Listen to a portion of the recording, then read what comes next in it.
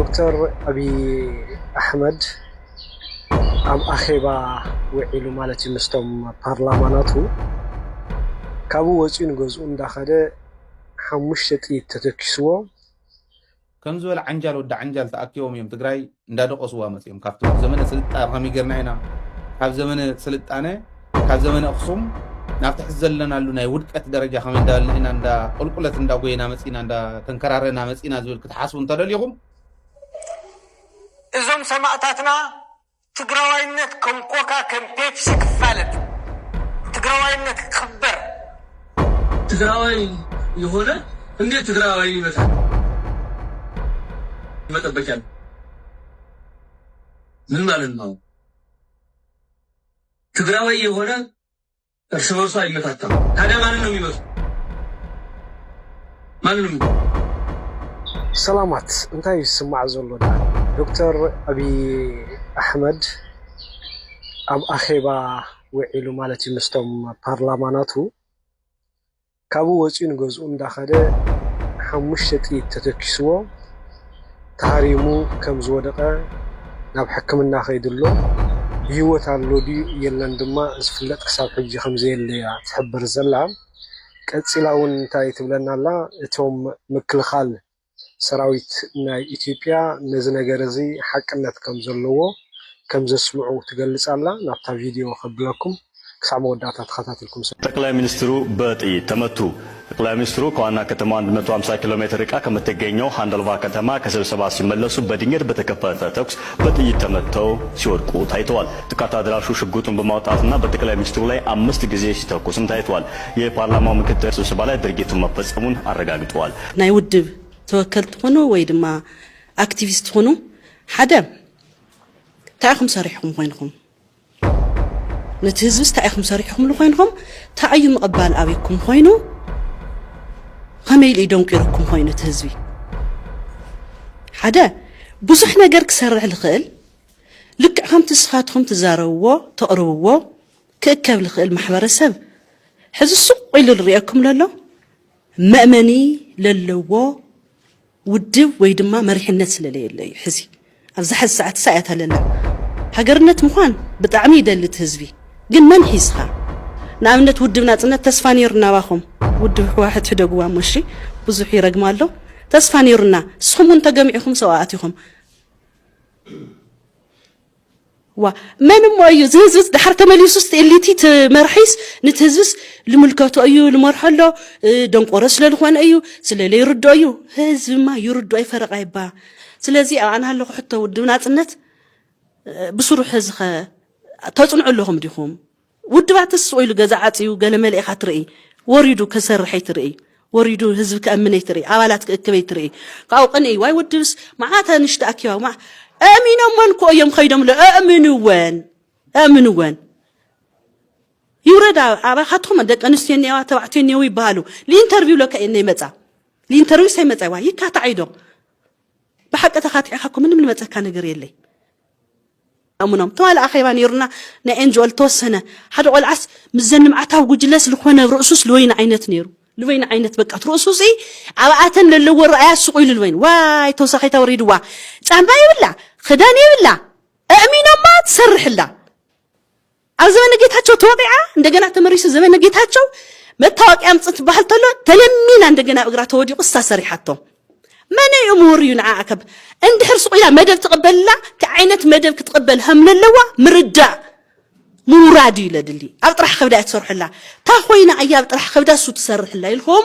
صنعتك كايدو صنعتهم قليل يمسر أفتحت له محبر السبقين أصنعوه ورجع هزبيهم حسهم هم عينة هزبي اللي نمن تعيهم خوين عيفلتي جنرال تادس حزي كابزن دحر تجراي وكلته تجراي وكلته قسم مجابي 30 ينير لذو كلنا تجراي وكلنا بلصقنا طرح يزلو زي حد خسمر له بتوع المسرات مالتي تسمع ان حدا عم طرح تناوي سلازنا رزولك نسمر له ندلي كاو جنرال تادس من كويني يو سلطان قصل زوزلو من كوينو تجراي كوينو دوس بلصقنا كوينو تجراي انت كوينو استجراي مخرن بس اب تجراي زلو سلطانات ምስ ናይ ትግራይ ፖለቲካ ሓይልታት ምስ ናይ ትግራይ ልሂቃን ምስ ናይ ትግራይ ፖለቲካ ውድባት ሶሪ እንታይ መኸረ እዩ ብቐጥታ ናይ ደወል ብልጽግና ማእኸል ገይሩ ኸይዱ ማለት እዩ ስለዚ ትግራይ መርሐኒ እንተይወለቶ እዩ ኣብ ስልጣን ቅጽል እየ ዝብል ዘሎ ማለት እዩ እዚ ክፍለጥ ክኽእል ኣለዎ ፀረ ውዕል ፕሪቶሪያ ኸይዱ ጀነራል ታደሰ በዓሉ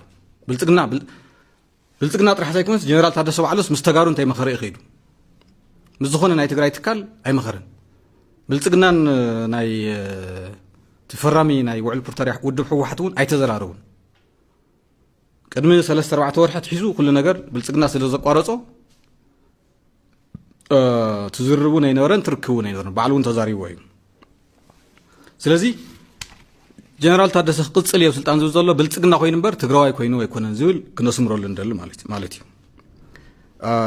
ብልጽግና ከዓ ንትግራይ ጽቡቕ ዝሓስብ ኣይኮነን ኣጽናት እዩ ቀታሊና እዩ መሬትና መንጢሉ ዘሎ ሓይሊ እዩ ንክልል ኣምሓራ ኣይወግእን እንተኢልኩም ንኤርትራ ኣይወግእን እንድሕር ኢልኩም በጀት ኣይለቅቕን ግዛኣትኩም ኣይምልስን ተፈናቐልቲ ኣይምልስን ንኽልቲኦም ጎረባብትኹም ተዋቅዑን እንተኮይንኩም ጥራሕ ሒዙ ዘሎ ድሕሪ መጋረጃ እዚኣ ኩሉ ህዝብና ክፈልጥ ክኽእል ኣለዎ ኣብዚኣ እሺ ክሳብ ዘይበልኩም ዝልቀቕ በጀት የለን ዝልቀቕ መድሓኒት የለን ዝልቀቕ ነዳዲ የለን ትግራይ ኣብ ሕምስምስ ኣብ ዘላቂ ዝኾነ ቅልውላው ክትርጠን እየ ዝሰርሕ እዩ ኣጀንዳ እዚ ግልጽ ክኾን ኣሎ ታደሰ ከዓ እዛ ተልእኮ እዚኣ ክቐጽል እየ ዝብል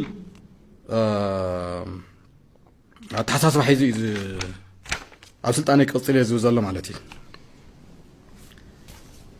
ካብኡ ብዛዕባ ስልጣን ንምንታይ የድሊ ንምንታይ ዘድሊ ስልጣን ኩናት ምጅማሩ ይተርፍ ዓቕሚ ኣለዎ ዶ የብሉን ካሊእ ጉዳይ ናተይ ስግኣት እሱ እዩ ኩናት ቀንጠብጠብ ከይጅምር እሞ እቲ ካብኡ እፅር ዝወፀ ታኢስሙ ከይነኣቱ ኩነታት ከይነኣቱ ሕዚ ገፊፍካ ፈቆዶ ዕዳጋ ዓርቢ ፈቆዶ ሰጉሕ ፈቆዶ ኣፅቢ ገፊፍካ ዝኣከብካዮም ቆልዑ እንታይ ቁም ነገር ይምኮን ካኖም ፎደርስ ክትገብሩ ናይ ትግራይ ኣጀንዳ እውን ኣይኮነን ሕዚ ስእሚ ኤምሬትስ ክንገጥም ኢና ይብለካ እተን ራድዮ ጃም ክገብራ ዘይኽእላ ናይ ስፑፈርስ ዝበሃል ኣለዋ ፀረ ድሮን እዚአን ሒዞም ኣይ ፀረ ድሮንን ድሮን ደው ዝብል ነገር እውን የብሎምን ተዝህሉ እውን ህዝቢ ትግራይ ካብ ሰላም እዩ ዝጥቀም ደቀን ዝወድኣ ኣዴታትናስ ኣትሊስት ዕቢ ዕረፋ እኳ ሕዚ ካልኦት እና ሓደ ግዜ ክትሓስቦ እዚ ሊደርሽፕ እዚ ብዝኾነ ይኹን ሴቪንግ ግሬስ የብሉን ወፊርካ እቶ ዘብል ዋላ ሓደ ነገር የብሉን ካብ ክጠፍእ ዝግብኦ ኣይ ውሽ ብሰላም ተረዲእዎ ተዝጠፍእ ግን ከም ዝበለ ዓንጃል ወዲ ዓንጃል ተኣኪቦም እዮም ትግራይ እንዳደቆስዋ መፅኦም ካብቲ ዘመነ ስልጣነ ከመይ ጌርና ኢና ካብ ዘመነ ስልጣነ ካብ ዘመነ ኣክሱም ናብቲ ሕዚ ዘለናሉ ናይ ውድቀት ደረጃ ከመይ እንዳበልና ኢና እንዳ ቁልቁለት እንዳጎይና መፂና እንዳተንከራረና መፂና ዝብል ክትሓስቡ እንተደልይኹም ቀሊል እዩ ንምሕሳቡ ከም ጻድቃን ዝበለ ሽርሐኛ ተንኮለኛ ቂመኛ ፀረ ህዝቢ ዝኾነ ሰብ ስለ ዝነበረ በብግዚኡ ስለ ዝፍጠር ኦኬ ከም በዓል ጌታቸው ዝበለ ገልዒ ስለ ዝፍጠር ከምዚኦም ዝበሉ ስለ ዘለዉ ተፈጥሯል ሐራ መሬቶችን እንዲመለሱ እንድነግሏቸው ትግራዋይ የሆነ እንዴት ትግራዋይ ይመታል አንድነታችን ነው መጠበቂያ ምን ማለት ነው ትግራዋይ የሆነ እርስ በርሱ አይመታታም ታዲያ ማንን ነው የሚመቱ ማንን ብርሃኑ ጁላ ታደሰ ወረደ ንጻድቃን ናይ ውሽጢ ምድማ ያኽለና ኢትዮጵያውያን ኢና እስኹም ተጋሩ ኢትዮጵያውያን ንሕና ተረፈ ኢትዮጵያ ሕዝናውን ኢትዮጵያውያን ኢና ናይ ውሽጢ ጉድና ባዕልና ንእለ ክልቴና ኮይና ግን ንኤርትራ ንኸይድ ቀይሕ ባሕሪ ንቆፃፀር ዝብል ተሰማሚዖም መፅኦም ነጊሮምኩም ዶ ሰራዊት ነበርኩም ነገርኩም ኣይፈልጥ ተሰማሚዖም መፅኦም ናብ ትግራይ ምስ መፀት ፖለቲካዊ መሪሕነት ኣብ ዘይ ኩናትና ሃንደል ቀልና ሓዚን ሰሜን ገጽና ዶ ንሻዕብያ ገጽና ዶ ይኸውንን መጀመርያ ላዕለዋዊ መሬትና ንምልስ ዝብል ይወሲዱ ማለት ኢንፋክት ንሱ ጥራሕ ከይኣክል ጀነራል ጻድቃን ናብ መቐለ ዩኒቨርሲቲ ምሁራት ኣኪቡ ብሙሉእ እቲ ናይ ሲሸልስ ስምምዕ ትርጉሕ ቢል ነጊርዎም ከም ዘለዎ ብጀርመን ሬድዮ ሓሊፉ أبتشعوان أسمران أديساوان كبد زولك الريتا فتيروم نيرو نسيت راح يخونه دحري بريتوريا سممع فانو فنجرع مسولو نعوف فانو حبرنا نقعيو ميلو فيدرال منغستو اوفيشال حيتي نسراوي تግራይ ፖለቲካ መሪሕነት ትግራይ ኣብ ኩናትና መሰረታዊ ረብሓ ህዝቢ ትግራይ ዘይራገጽ ኩናት ይናት እዚያ ሰምዒ ኢሳያስ በሉ ንዑ ተጋሩ ዝቆልዓ አዲስ አበባ ዝንሄ ንኹላትና ይኸጥፈና ተወዲውና